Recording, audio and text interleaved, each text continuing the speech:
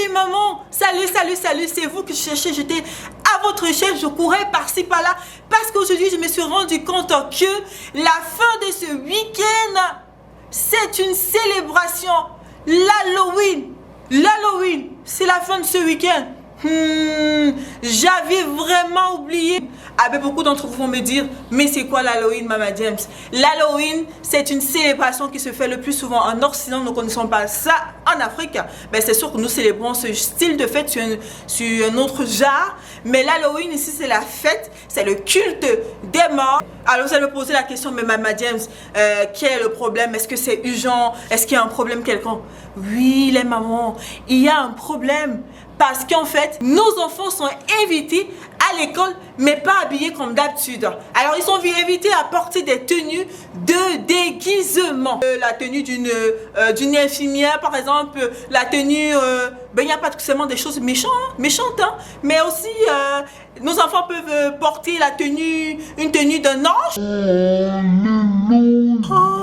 Alléluia. La question, c'est de se poser, faut-il célébrer l'Halloween? Faut-il célébrer cette fête mondaine? Bien sûr, elle est mondaine parce que la célébration de la mort, mais il y a quelque chose qui cloche là. Mais ça ne va pas. Ça ne va pas.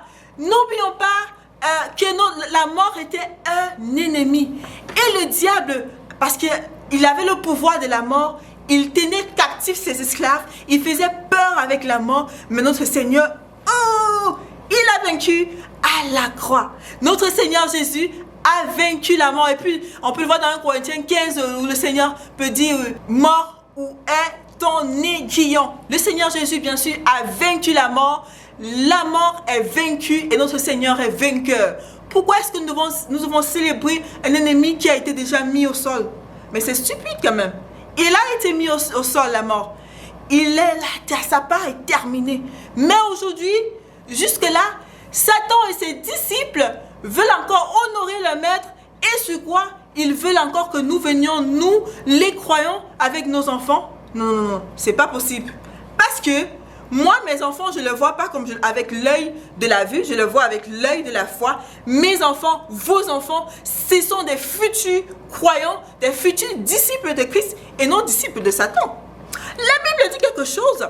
Dans 1 Corinthiens 11, à partir du verset 1, j'espère que je ne me trompe pas, du verset 14 au verset 15, la Bible est que là-dessus, Satan se transforme en ange de lumière et ses disciples aussi. Si vous allez dans le dictionnaire en français, vous cherchez les synonymes de transformer, vous allez voir déguisement.